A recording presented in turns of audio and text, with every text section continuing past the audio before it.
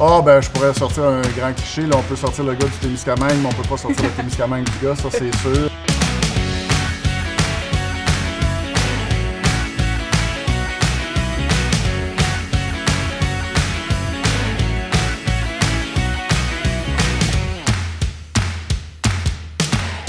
Alors, bonjour Stéphane. Bonjour, Gabriel. Bienvenue à Ici et Ailleurs. Merci. Je suis super contente de te rencontrer. Merci d'avoir accepté l'invitation. Ben, merci de m'avoir invité, c'est très gentil. Fait qu'on va y aller direct dans le sujet. Puis je vais te demander, qu'est-ce que tu fais dans la vie, Stéphane? Mon gros possible, en fait, comme bien des gens. Mais en fait, moi, au niveau professionnel, je suis réalisateur en télévision.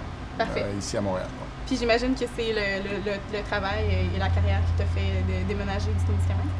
Oui, ben d'abord les études, Ouais. pour aller étudier ça. En fait, il y a eu un petit changement de carrière. Moi, quand j'étais bien jeune, j'ai fait de la radio à la radio de Radio Témiscamingue à Ville-Marie, c'est KVM. Et puis, j'ai fait ça pendant quelques années comme job d'étudiante. C'était super, on aimait beaucoup ça.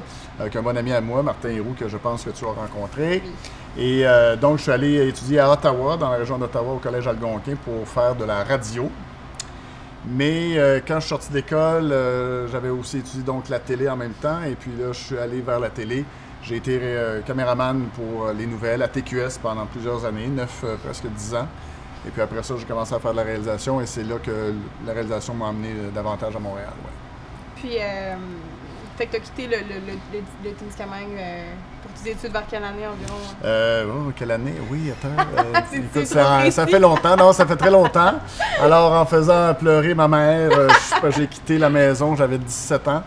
Donc, c'était en 1987. Ça fait déjà pas mal d'années, finalement. Ouais. Fait que ça fait comme plusieurs années qu'il était établi à l'extérieur du Témiscamingue. Oui, puis je suis arrivé à Montréal en 91. Fait que, ça fait bien avant ton temps. Puis, comment est-ce qu'il t'expliquerait l'influence que le Témiscamingue a sur ta vie personnelle ou sur ta vie professionnelle? Ah, ben, je pourrais sortir un grand cliché. Là, on peut sortir le gars du Témiscamingue, mais on peut pas sortir le Témiscamingue du gars, ça, c'est sûr. Puis je pense que c'est vrai pour la majorité des gens que je connais qui sont du Témiscamingue puis qui sont exilés, on va dire. Mais je pense que c'est la simplicité aussi de certains niveaux de vie. C'est-à-dire je pense qu'on est des gens plus relax venant de la campagne. On est des gens qui ont plus de facilité à gérer les gens avec qui on travaille. Dans mon travail, je rencontre énormément de gens. Les contacts sont faciles. Puis je pense que les autres ont dû le dire aussi. Quand on vient du Témiscamingue, tous les gens qu'on côtoie finissent toujours par savoir qu'on vient du Témiscamingue. Il y a comme je sais pas, il y a comme une fierté. Je pense qu'il y a une fierté aussi de dire, ben, je suis parti de très loin, puis je suis rendu ici à Montréal. Je suis bien loin de chez nous, dans tous les sens du terme, à cause de l'urbanité de Montréal versus la campagne, dont on s'ennuie toujours, mais notre vie nous amène ailleurs. Mais donc, l'influence du Témiscamingue sur moi, je pense que c'est vraiment une simplicité, mais dans le bon sens du terme. Je pense que la vie est plus simple quand on vient du Témiscamingue. On a eu des bonnes bases, des bonnes racines. On a vécu à la campagne, avec l'air de la campagne. Puis je pense que ça nous suit le restant de notre vie. En fait, le Témiscamingue, quand tu as quitté, est-ce que tu trouves qu'il a changé depuis, quand tu y retournes une fois de temps? Moi, quand j'ai quitté, c'était en noir et blanc, le Témiscamingue, tellement que ça fait... non, mais... oui, je pense que ça a changé. Tu sais, ça fait quand même vraiment longtemps. Le Témiscamingue, comme plusieurs régions, ils ont quand même un petit problème d'exode des gens. J'en suis la preuve. D'autres le sont aussi. Puis on se sent un peu coupable de ça, mais en même temps, c'est la vie qui dicte ça. Le Témiscamingue a changé parce que je pense qu'il a un peu vieilli aussi. Je regarde ma famille. Moi, la majorité de ma famille sont là. Mais moi, je vais avoir 50 ans. Fait que, ma famille a vieilli eux aussi. Puis je sens qu'il y a comme peut-être pas un instinct de survie, mais il y a du travail de fait encore au quotidien au Témiscamingue pour le dynamisme de la région. C'est pas facile. Je pense qu'il n'y a personne qui va dire que c'est facile économiquement là-bas. Mais je vois quand même beaucoup de travail. Puis ça aussi, ça influence qui on est. On voit des gens qui travaillent fort pour faire vivre culturellement, économiquement la région là-bas. Ouais. Moi, je trouve ça très, très inspirant. Fait que le Témiscamingue a changé parce qu'il est entré dans l'ère moderne comme tout le monde, mais je sens toujours cette espèce d'énergie qui est jamais acquise aussi au niveau des résultats, puis qu'il y a des gens qui continuent à frapper sur un clou. Puis ça m'inspire énormément, là, vraiment. Puis de manière générale, quand tu dis aux gens que tu viens du Témiscamingue, c'est quoi souvent leur réaction ou leur questionnement par rapport à ça? Ben, la première question, c'est « Ah oui, c'est où ça déjà, le Témiscamingue? Ça, c'est comme dans le centre du Québec? » Non, ça, c'est le Témiscouata, mon ami. Fait que oui, les gens, la majorité, soyons honnêtes, nous disent qu'ils sont jamais allés, en fait. C'est pas leur première destination en tête. Quand on commence à leur en parler... et moi, je me souviens, il y a très longtemps, j'avais été guide jeune à la Maison du Colon à Ville-Marie, comme bien d'autres. Puis en fait, à l'époque, c'était un peu niaiseux, mais je me disais, qu'est-ce que les gens touristes viennent faire au Témiscamingue? C'est loin, puis il y a un lac, mais des lacs, il y en a partout. Et à chaque fois que je parlais avec des touristes qui venaient à la Maison du Colon, des touristes de l'extérieur, ils nous disaient comment ils avaient apprécié leur séjour. Et ça m'a beaucoup marqué, puis je me suis dit, OK, on est un peu toujours trop humble par rapport à ça, peut-être, mais ça m'a marqué, puis je me suis toujours dit, ben tant et aussi longtemps que je vais pouvoir envoyer des gens là-bas visiter, puis jamais les gens qui sont venus ont été déçus. Fait que ça, c'est une belle fierté, ça aussi, quand même. Puis sinon, la question contraire aussi, est-ce qu'il y a des gens qui sont restés au Témiscamingue qui te posent des questions par rapport au fait que tu as décidé de t'établir à l'extérieur? Ah oui, puis très peu sont jaloux, hein? Très peu m'envient. Tu sais, la majorité des gens de ma famille ou des amis qui sont là-bas, qui viennent à Montréal, c'est presque unanime. Les gens me disent, mais mon Dieu, mais comment vous faites pour vivre dans cette effervescence, dans ce trafic, dans ce bruit, dans ces odeurs un peu tout le temps présentes, surtout l'été quand il fait 30 comme aujourd'hui. Il n'y a pas beaucoup d'envie de leur part. Ils sont envieux peut-être parfois de connaître la vie que je vis ici, qui n'aurait pas pu être possible, effectivement, comme on l'a dit tantôt, au Témiscamingue par rapport au travail. Mais les questions sont souvent, c'est vraiment ça, c'est vraiment, est-ce que tu es vraiment bien dans une ville où tu peux pas stationner ta voiture dans une entrée de cour? Ça, c'est la gâterie. Pendant des années, ma famille, c'était ça, là. Ben oui, mais ton auto, tu la mets où? Ben, sur la rue, puis... Hein? Tu laisses ton auto sur la rue? Oui, puis des fois, je sais pas où ce que je vais la mettre, puis des fois, j'oublie où je l'ai laissé, parce que la veille, je suis arrivé. C'est trop loin, ouais. Puis on parle même pas de l'hiver, là, où combien, je nomme pas le nombre de fois que ma voiture s'est fait remorquer en 20 ans ici, là, parce qu'à cause du déneigement. Alors, je peux te dire que personne à qui je raconte ça semble envieux de la situation montréalaise à ce niveau-là. Mais après ça, il y a toujours aussi l'aspect de l'accès à la culture, l'accès à... Ben oui, aux magasins, aux ressources, en fait. Puis, ce qui est assez triste, d'une certaine façon, c'est que quand tu vis à Montréal depuis plusieurs années comme moi, toute l'offre qui est là, souvent, tu la vois plus. C'est comme quelqu'un qui vit devant le Grand Canyon, j'imagine, là, après une couple d'années, il le voit plus. J'ai pas fréquenté les Francopholies depuis, je sais pas, 10 ans. Mais c'est un peu la même chose avec le Témiscamingue, finalement, aussi, parce que... C'est évident. Quand tu t'éloignes, on dirait que c'est là que tu te rends compte à quel point tu as été chanceux de vivre dans cet endroit-là, puis d'avoir la chance aussi de pouvoir y retourner aussi, quand même. Oui, puis il suffit tu l'as sûrement fait toi aussi, amener des gens là-bas et les yeux deviennent grands et mon Dieu, mais c'est donc bien beau ici. Finalement, c'est beau, ça. Je le savais, mais on dirait que de me le faire redire encore, ben ça fait plaisir. Mais non, oui, j'ai eu la chance de faire visiter les Témiscamingue à des amis, puis on dirait que je l'ai redécouvert d'une certaine manière aussi, parce qu'eux étaient complètement impressionnés par tout ce que je leur montrais, finalement. Absolument. Là, puis ils ont vraiment trippé sur le Témiscamingue, puis ça m'a fait un peu... un petit velours, quand même. Ça fait plaisir, c'est sûr, ouais. Puis, est-ce que tu retournes quand même fréquemment au Témiscamingue? Ben, moi, la majorité de ma famille est encore là-bas, donc soit au Témiscamingue ou en Abitibi. Alors oui, moi, les fêtes familiales, Noël, le temps des fêtes, c'est toujours au Témiscamingue ou en Abitibi, là, les dernières années. Mais oui, j'y retourne le plus souvent possible, je te dirais... quelques fois dans l'été, puis quelques fois dans l'hiver. Encore là, ma mère est toujours contente quand je reviens. Fait que je vais voir maman à Ville-Marie maintenant. Ça lui fait plaisir, puis ça fait plaisir à ma famille aussi. Puis moi aussi, évidemment. Oui. Mais cela dit, il faut quand même, quand les gens disent « Oh, ça a l'air loin, le Témiscamingue », je le confirme. C'est quand même, tu sais, pour le faire sur la route là, depuis plusieurs années maintenant, on dirait que ça rallonge le chemin de fois en fois. C'est vrai que c'est loin. En même temps, la ride n'est pas désagréable. Puis en été, comme c'est ainsi, je viens d'y aller d'ailleurs au Témiscamingue, c'est tout le temps beau, c'est tout le temps agréable. Moi, je compare ça un peu souvent, je dis aux gens, je trouve que c'est un peu comme la région de Charlevoix, sans les montagnes, en fait. Il y a quelque chose dans la nature qui est là, qui est vraiment magnifique.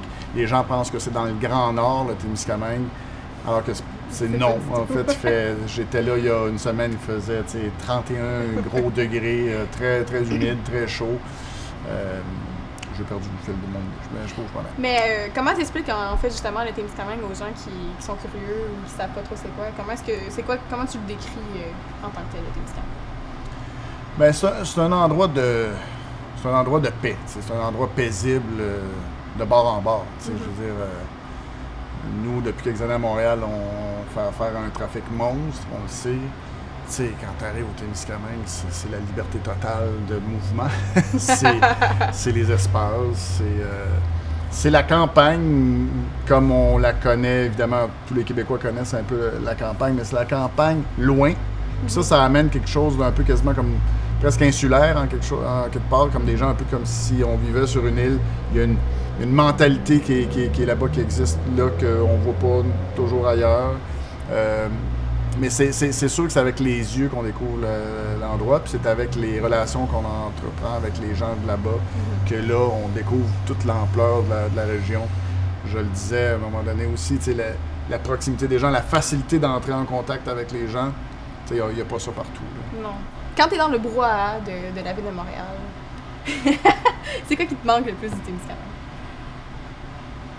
Ben, tout, en fait. Tout, justement, l'aspect paisible, l'aspect facile, en fait. C'est l'aspect facile. Puis quand je dis facile, je vis pas là-bas. Là. Donc, il y a certainement des trucs quand on vit là-bas qui sont aussi difficiles qu'ailleurs, mais quand moi, j'arrive au Témiscamingue, tout est plus facile. Tout. Alors, dormir, c'est plus facile. Aller manger au restaurant, c'est plus facile parce que tu vas pas penser nécessairement réservé en allant au restaurant au Témiscamingue. Fait que tout est plus simple, tout est plus relax. Les épaules tombent. C'est ça qui fait du bien. Puis je dis pas que ma vie ici est un enfer, c'est pas ça que je dis. Non. Mais quand tu arrives là-bas, tout devient plus zen. Et ça fait un bien fou. Là. Puis quand tu y retournes une fois de temps en temps, est-ce que tu as des coups de cœur? Est-ce que tu as des endroits particuliers que tu veux toujours aller ou des activités particulières que tu fais toujours? Jusqu'à l'an passé, j'étais vierge de la foire gourmande de Ville-Marie. Et puis là, c'était franchement, je trouvais que je faisais dur un peu. Alors, l'année passée, je suis allé. J'ai découvert une installation extraordinaire. J'ai adoré ça. Puis j'avais eu la chance aussi, dans le passé, je travaille en télévision, comme je l'ai dit, j'avais fait une émission qui s'appelle La Petite Séduction, dans le temps à Radio-Canada. Et j'avais eu la chance, parce que c'était pas nécessairement écrit dans le ciel, de réaliser l'épisode de Ville-Marie.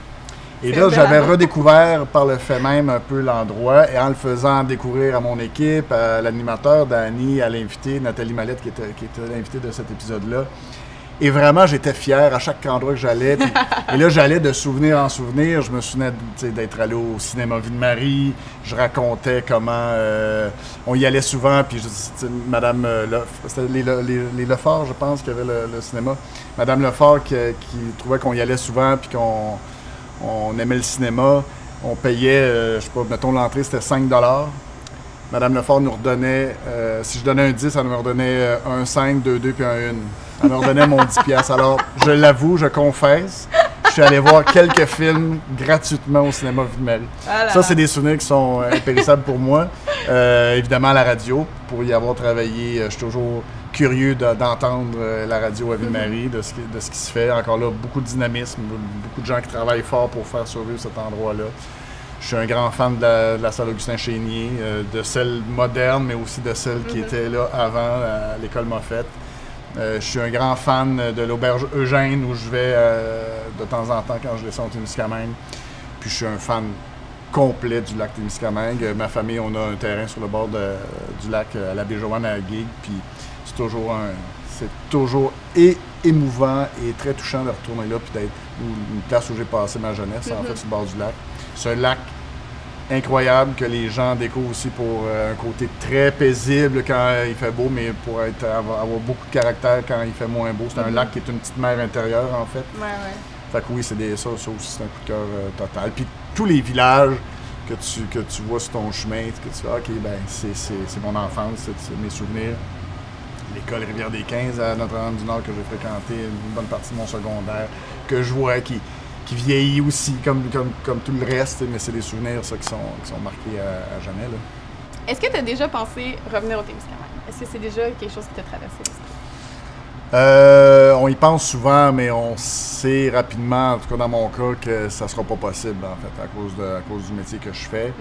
Je faisais des blagues avec ma mère, tu sais, on a un running gag avec ma mère qui est toujours le même depuis des années. Bon, elle me dit, puis quand est-ce que tu reviens, tu sais? Puis, ben non, c'est pas quelque chose qui était envisageable pour moi, donc j'ai jamais caressé ce rêve-là. Toujours content de retourner, toujours content d'avoir encore de la famille qui est là-bas. J'ai des gens un peu autour de moi que je connais du Témiscamingue dont la famille a complètement quitté et qui y retournent jamais, puis qui font « Ah, faudrait bien que j'y retourne un jour », puis tu sais, évidemment, la vie étant ce qu'elle est, ils y retournent pas. Fait que, non, j'ai jamais pensé y retourner. En terminant, comment est-ce que tu penses que tu gardes le lien entre la ville et Montréal et le Témiscamingue? Comment est-ce que tu fais pour être ici à Montréal et à la fois ailleurs au Témiscamingue? Bien, dans mon cas, c'est assez facile parce que la famille est encore là, donc les nouvelles viennent. De temps en temps, quand je vais au Témiscamingue, c'est drôle parce que je repars avec le Témiscamien. Je repars avec, je lis le journal une fois rendu chez moi. J'essaye aussi de me tenir au courant. Mon bon ami Martin Héroux est meilleur que moi là-dessus aussi. Martin a gardé énormément de contacts là-bas. Il retourne plus souvent que moi. Alors, avec lui, on a souvent des discussions. On a eu des projets, même un peu en télé avec Martin, pour essayer de voir qu'est-ce qu'on pourrait faire en termes de contenu relié au Témiscamingue pour la télé ou pour le web. Alors, tu sais, par l'entremise des gens, je me tiens toujours un peu au courant. Je pourrais le faire plus, probablement. En plus, je pourrais écouter CKVM sur le web maintenant. Oui, c'est vrai, on peut l'écouter partout. Je pense pas toujours. Mais oui, le lien reste toujours là à cause de la famille principalement. Oui. Bon, ben merci beaucoup Stéphane Ça me fait vraiment plaisir. Je suis vraiment contente d'avoir fait ta connaissance et d'avoir eu cette belle discussion avec toi. Je sais pas si tu avais un petit mot de la fin pour finir en beauté. Ben, un petit mot de la fin, tu sais, je l'ai dit.